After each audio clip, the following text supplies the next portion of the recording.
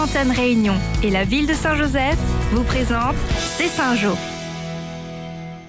Bonjour, dans votre magazine cette semaine, une rencontre entre les élèves du collège de la Marine à Vincent-d'Eau et les résidents des Ombrières, la rencontre de 2 générations.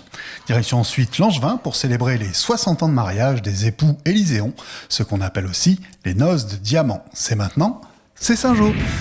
Les rencontres intergénérationnelles sont toujours un moment privilégié, les échanges riches d'enseignements. À l'initiative du CCS et du collège de la Marine à Vincent-d'Eau, un groupe de la résidence pour personnes âgées des Ombrières s'est prêté bien volontiers au jeu des questions-réponses avec les élèves. Des enfants surpris parfois des conditions de vie il n'y a pas si longtemps que cela finalement. Est-ce qu'il y avait des transports ? Il n'y avait pas de voiture, il n'y avait pas d'électricité, comment vous faisiez ? Voilà, beaucoup de choses comme ça. Ils étaient un peu surpris, quoi.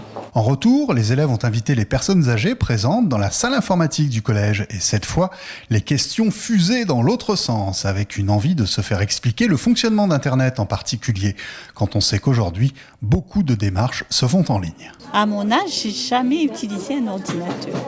Et vous êtes contente de pouvoir le faire aujourd'hui ? Oh oui, il y a pas mal de temps, je voudrais apprendre.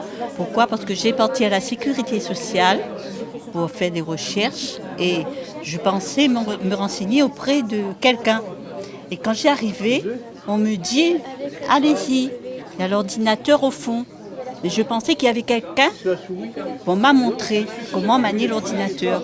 Mais non, on m'a dit « Débrouillez-vous toute seule ». Eh bien, je suis ressortie et refaire la queue pour attendre un bureau. Chacun s'en est retourné en ayant appris de l'autre. Le but est donc atteint. La rencontre intergénérationnelle a bien eu lieu. Prochaine étape, les élèves du collège se rendront à la résidence Les Ombrières. Du pipi pour les jeunes mariés ?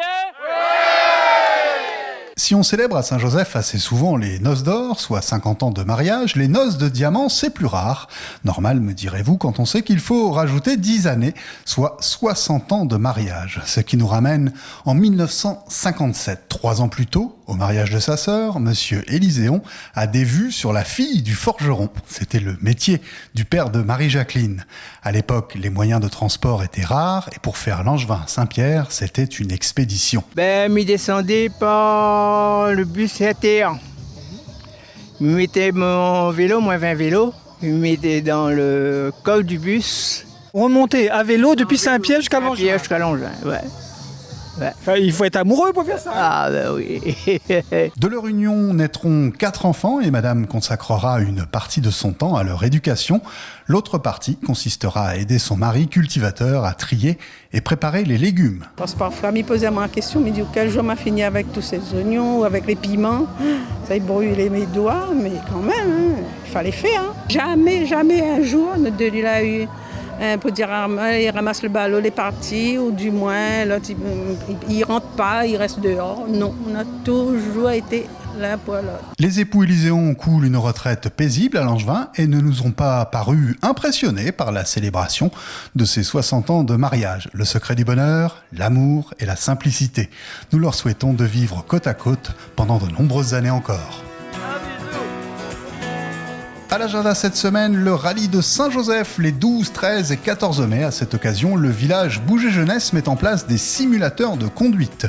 Dans un autre registre, le salon Culture Agri vous attend au lycée agricole du 10 au 14 mai. Bonne semaine et à bientôt.